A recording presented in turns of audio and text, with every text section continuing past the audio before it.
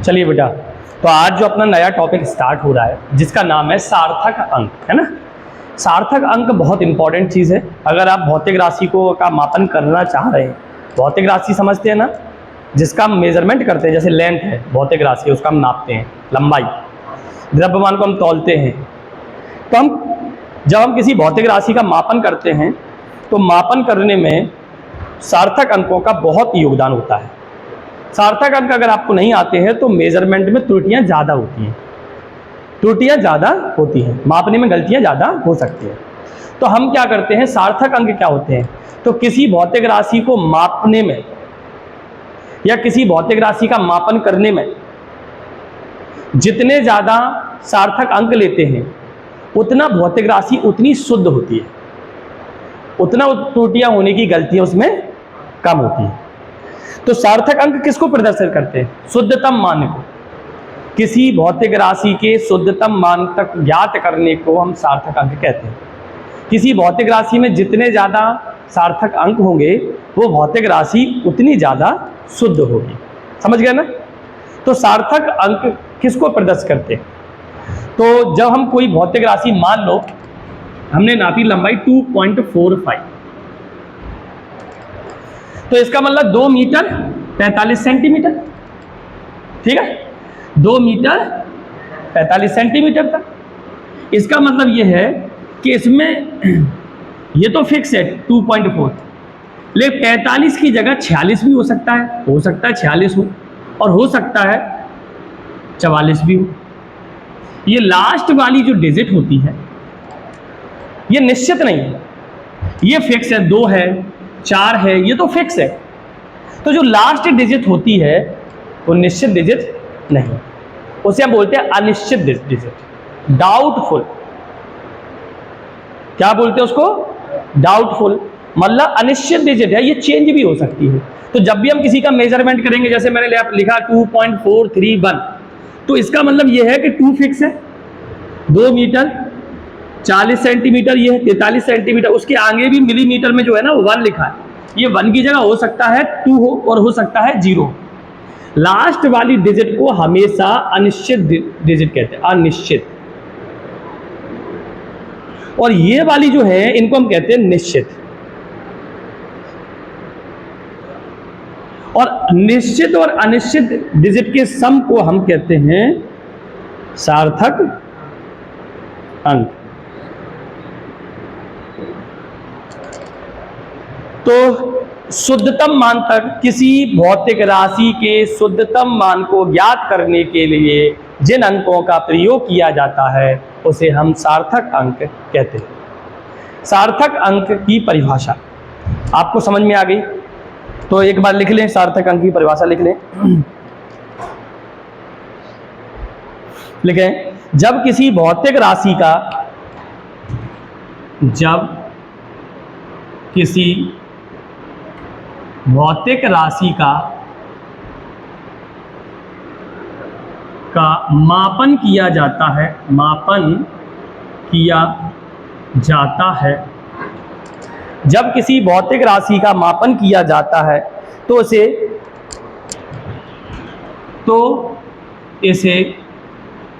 शुद्ध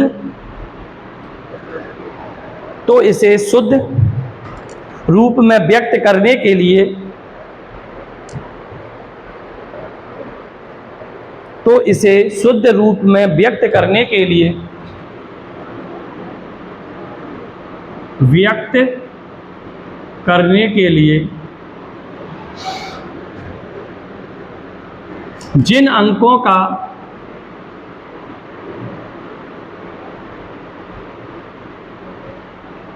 प्रयोग किया जाता है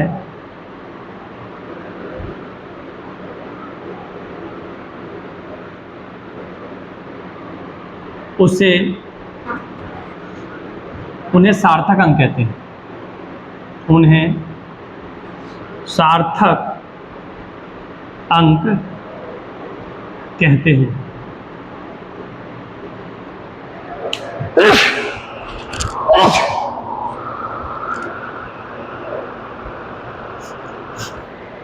सार्थक अंक कहते हैं।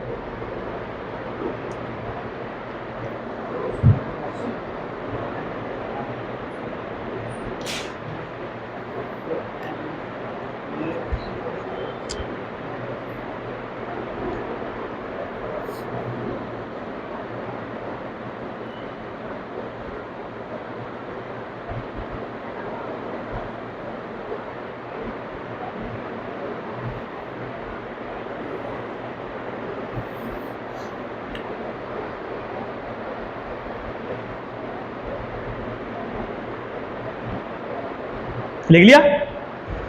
लिख लिया बेटा? चलिए, तो अब देखो बेटा, उदाहरण मान लो 2.43 लिखा है, तो हम इसको सार्थक अंक कैसे ज्ञात करेंगे? 1 2 3, मतलब हमने इसको यहां तक 3 अंक जो है इसको प्रदर्शित कर रहे हैं, इसमें एक भी ऐसा अंक नहीं है जो हम मापन ना कर सकें, है ना। तो किसी भी सार्थक अंक में क्या करना होता है, किसी भी भौतिक राशि का जो हमने मापन किया है उनके सभी नंबर को देखना होता है।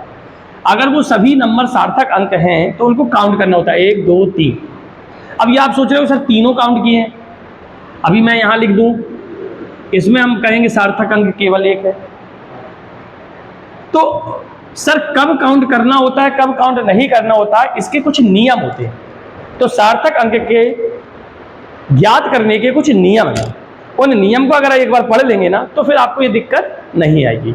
तो पहले तो ये समझो, जब किसी भौतिक राशि का मापन किया जाता है तो इसे शुद्ध रूप में व्यक्त करने के लिए जिन अंकों का प्रयोग किया जाता है उसे हम सार्थक अंक कहते हैं। सार्थक अंक में मैंने आपको बता दिए, इसमें निश्चित मान और एक अनिश्चित। तो इसमें मैं आपसे बोलूं कितने अंक हैं? 2 इसमें निश्चित हैं, ये निश्चित हैं, और ये जो है ना ये अनिश्चित है। और इन दोनों के कॉम्बिनेशन को हम क्या कहते हैं? सार्थक अंक कहते हैं। ये अनिश्चित क्यों है? क्योंकि बेटा लास्ट वाला नंबर कभी भी चेंज हो सकता है। जैसे आपने कभी किसी चीज को नापा 2.42, हो सकता है ये 2.42 के आगे कुछ हो सकता है 2.4 के पीछे कुछ हो सकता है ये 2.43 हो सकता है 2.41 हो। तो इस मान का कुछ पता नहीं है, इस नंबर को चेंज हो सकता है। लास्ट वाला नंबर हमेशा डाउटफुल होता है, मतलब डाउट का मतलब समझ गए होगे आप, अनिश्चित है, चेंज भी हो सकता है, इसलिए उसको बोलते हैं अनिश्चित मान, अनिश्चित अंक। और ये है निश्चित, ये फिक्स है, ये चेंज नहीं होंगे, 2.4 ही रहेगा। और दोनों के कॉम्बिनेशन को हम क्या कहेंगे? सार्थक अंक। अब सार्थक अंक के निकालने के कुछ नियम होते हैं, सार्थक अंक को निकालने के कुछ नियम होते हैं। तो सार्थक अंक को ज्ञात करने के कुछ नियम, सार्थक अंक ज्ञात करने के नियम। पहला क्या होगा बेटा?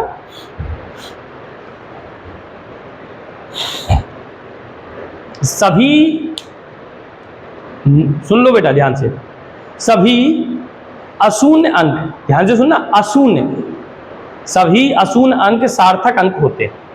तो अपन ने यहां पे लिखा सभी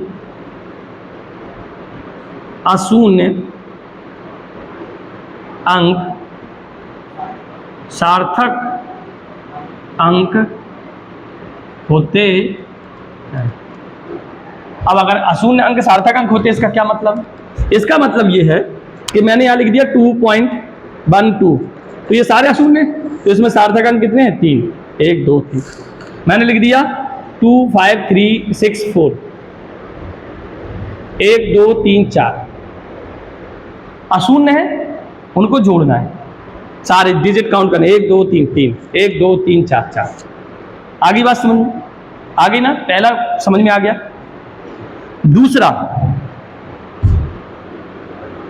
दूसरा है बेटा 2,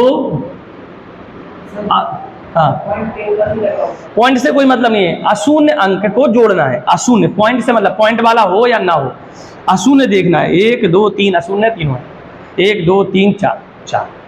अभी इसमें जीरो की बात नहीं हो रही, जीरो की बात करेंगे। 2 अशून्य अंकों के, अशून्य अंकों के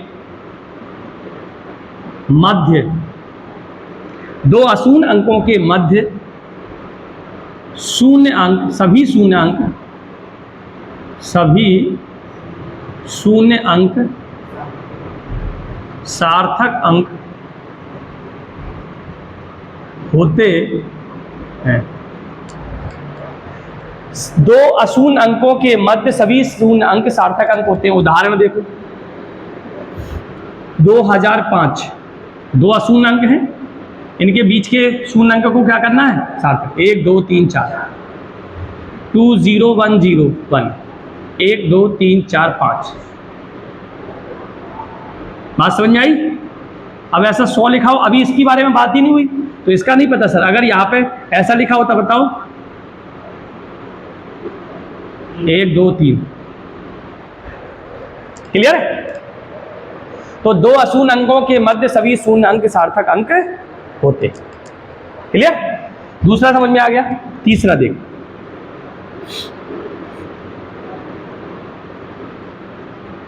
सभी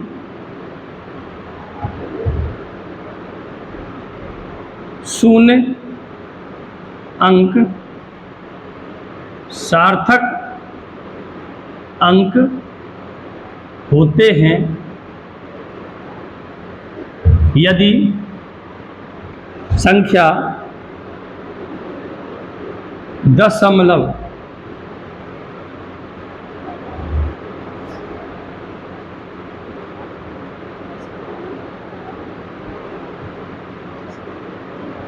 में लिखी हो और सभी दाहिने ओर वाले, सभी दाहिनी ओर वाले शून्य अंक सार्थक अंक होते हैं यदि संख्या दशमलव में लिखी हो। जैसे 2.5, 1 2 3, तो ये दाहिने हाथ साइड रखे हैं, दाहिने, तो ये शून्य अंक कैसे होते हैं? सार्थक। तो इनमें 1 2 3 4 5 ऐसा लिखा हो, 1 2 3 4, दशमलव की होनी चाहिए संख्या, ऐसा लिखा हो 1 2 3 4। समझ गए? दाहिने साइड के सारे शून्य अंक कैसे होने चाहिए? दशमलव की अगर संख्या है तो वो सार्थक अंक होते हैं। और यदि मान लो चौथा पॉइंट, बाईं ओर के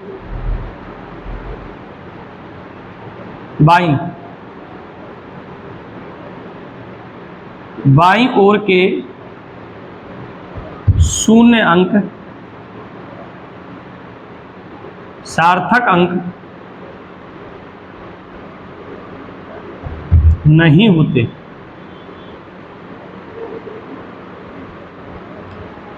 बाईं ओर के, जैसे 0.0020, तो देखो ये बाईं के ये तो नहीं होंगे, दाहिने ओर का होता है तो 1 2, इसमें कितने हैं?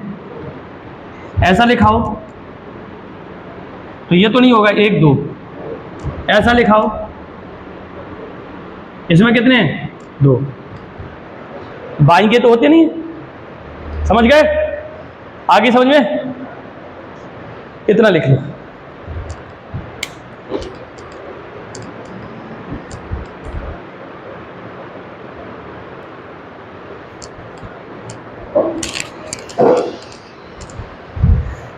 तो बेटा ये चार पॉइंट समझ में आ गए। अब आप अगला पॉइंट देखते हैं ना।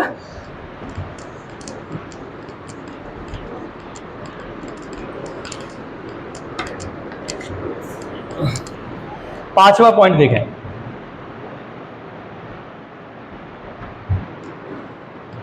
यदि संख्या दशमलव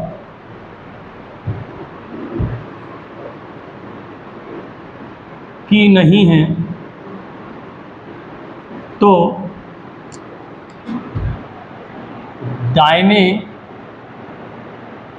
ओर वाले अंक शून्य अंक सार्थक अंक नहीं होते। इसका क्या मतलब है बेटा, जैसे एग्जाम्पल उदाहरण में समझेंगे अपन, है ना।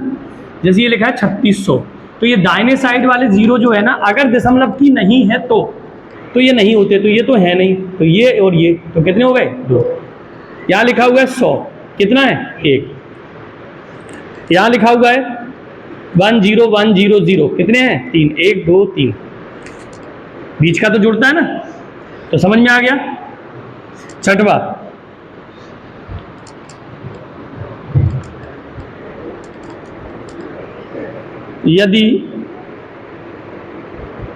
यदि कोई संख्या 10 की घात में लिखी हो तो सार्थक अंकों पर कोई प्रभाव नहीं पड़ता। जैसे ये 2 5, बताओ ऐसे, अभी इसमें कितने सार्थक अंक हैं 2, इसको ऐसे लिख दो 2.5 × 10 की पावर 3, अभी भी इसमें कितने 1 2। अगर कोई संख्या को 10 की घात में लिखना चाहे तो उसके सार्थक अंकों पर कोई प्रभाव नहीं पड़ेगा। लिख लें।